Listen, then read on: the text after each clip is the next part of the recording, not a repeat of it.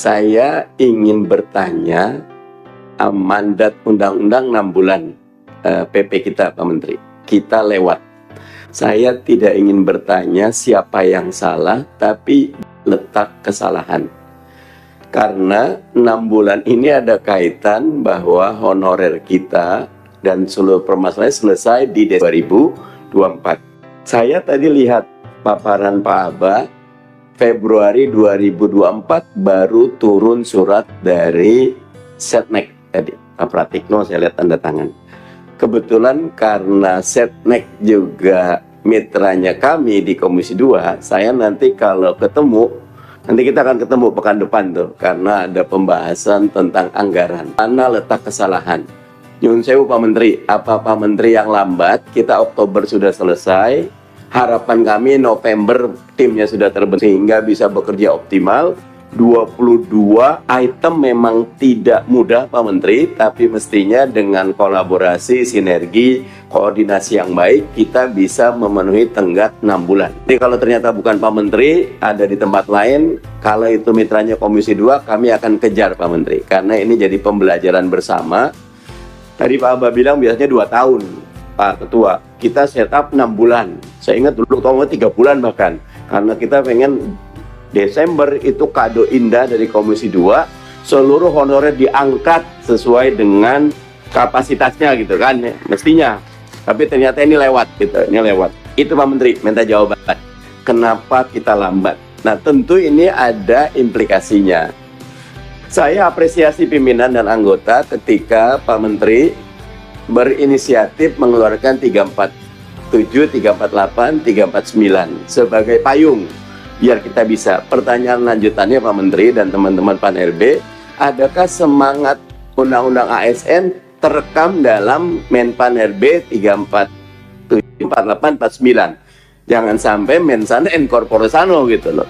Pak Undang-Undang ASN-nya kemana? Ternyata Kemenpan-nya karena tidak ada PP-nya ke tempat lain. Kami pasti yakin tidak seperti itu, tapi kami ingin penegasan. Dengan penegasan ini nanti kami bisa kejar kalau di bawah ternyata masih ada pola pikir dan pola tindak teman-teman di bawah itu yang menggunakan Undang-Undang ASN yang lama. Itu nomor 1 Pak Menteri. Nomor 2, harapan kami penjelasan Pak Menteri hari ini itu karena nyuwun sewu pimpinan. Kita 30 September habis nih ya, seperti yang tadi Pak Samsur Rizal. Harapan kami hari ini roadmap bahwa urusan honorer Desember 2024 kelar itu jelas. Saya tadi belum lihat Pak Menteri. Ada 2 obstacle-nya. Pertama, rata-rata formasi pimpinan itu tidak akan memenuhi target 1,7 atau kalau tadi Pak Aba bilang 1,2 honorer nih. Rata-rata formasi sangat irit. Kenapa? Karena memang ada hambatan dari teman-teman Pemda khususnya, belanja pegawai tidak boleh melebihi 30%. Pimpinan dan anggota ini saya yakin bukan cuma tugasnya teman-teman Pan RB, tapi kita perlu mendudukkan Kementerian Keuangan, mungkin juga Bappenas untuk mengambil political will bersama agar urusan honorer kelar 2024. Karena itu ada di undang-undang. Kalau tidak ada dispensasi atau diskresi diberikan kepada kepala daerah ataupun Pemda, saya khawatir niat baik kita selama kita bahas undang-undang ASN, kolaborasi sinergi Komisi 2 dengan teman-teman pemerintah, wabil khusus Pan RB BKN bagus sekali. Tapi yang tadi, kalau tidak ada diserahkan kepada pemerintahan berikutnya, saya khawatir nanti tidak tuntas. Padahal ini amanah yang susah payah kita selesaikan. Nah karena itu, jika diizinkan pimpinan, saya tetap minta penjelasan dari Pak Menteri, roadmap dan timeline biar seluruh ASN honorer itu 2024 wabil khusus yang tercantum di 1,7 juta data BKN diangkat dan punya NIP, karena itu janji kita kepada semua honorer yang ada. Pertanyaan tentang audit 1,7 data kita Pak Menteri dan teman-teman BKN, karena ketika kita men-set up bahwa seluruh honorer NIP dan diangkat di 2024, yang kita dalam tanda kutip maksud honorer adalah honorer pejuang, bukan honorer siluman. Saya suka katakan guna honorer siluman karena ada banyak kasus honorer-honorer itu memang diangkat karena kepentingan politis, bukan teknokratis. Nah, kita sejauh mana Pak Menteri atau teman-teman BKN, dulu kan kita dapat yang akan melakukan BPKP.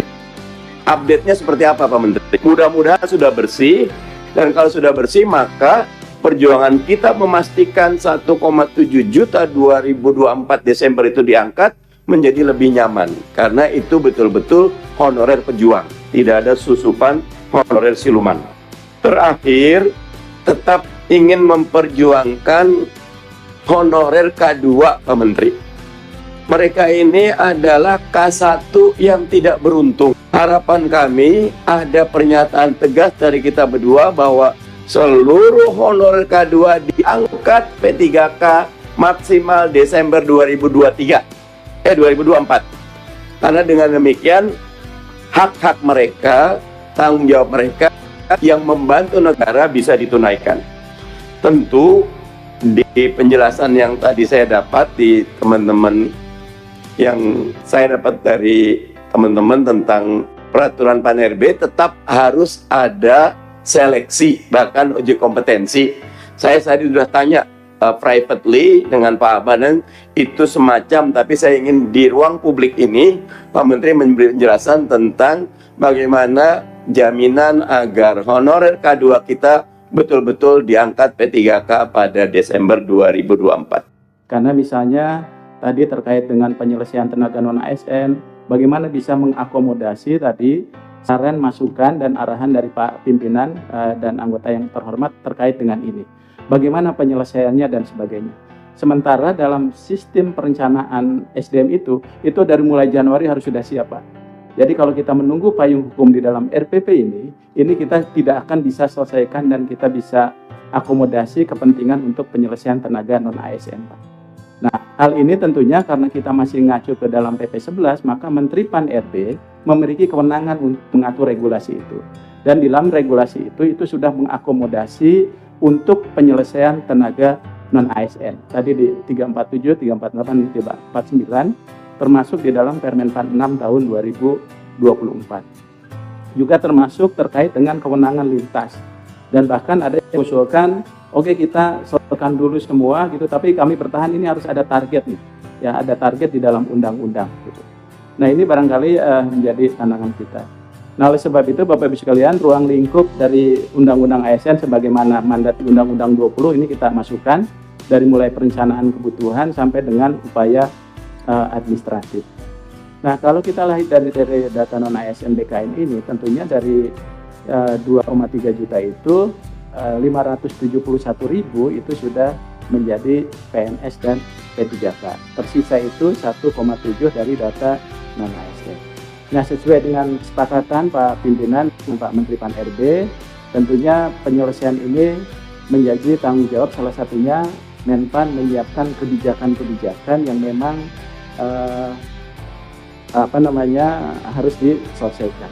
Dan koordinasi ini juga kami sudah koordinasikan dengan pusat, Kemendikbud, Ristek, Kemenkes, dan sebagainya.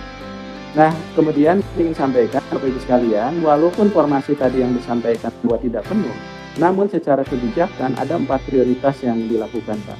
Yang pertama XPHK 2, pertama non-ASN yang terdaftar di database BKN, yang kedua adalah tenaga non-ASN yang masih aktif bekerja, Pak. Jadi yang aktif bekerja itu tetap diberikan kesempatan untuk mengikuti tes. Dan tes ini nilainya itu tidak menggunakan nilai ambang batas, tapi menggunakan peringkat terbaik. Sehingga yang harus kita dorong itu adalah pemerintah daerah supaya mengumpulkan tenaga non-ASN-nya yang aktif bekerja untuk bisa mengikuti seleksi P3K tahun 2024. Jadi dasar-dasar hukumnya ini sudah kita siapkan, karena kalau kita menunggu di RPP itu, kami khawatir ini tidak ada payung hukum untuk penyelesaian tenaga non-ASN, Pak. Walaupun tadi kami sepakat arahan Pak Pimpinan seharusnya ada di dalam, namun ini saran bukan hanya dari kami, tapi juga dari tim PAK, Pak. Ini harus kita selesaikan lebih dulu, sehingga dengan kewenangan Menteri Pan-RB ini kita bisa selesaikan. Barangkali ini Pak Pimpinan, Pak Menteri yang dapat kami sampaikan. Terima kasih. Assalamualaikum warahmatullahi wabarakatuh.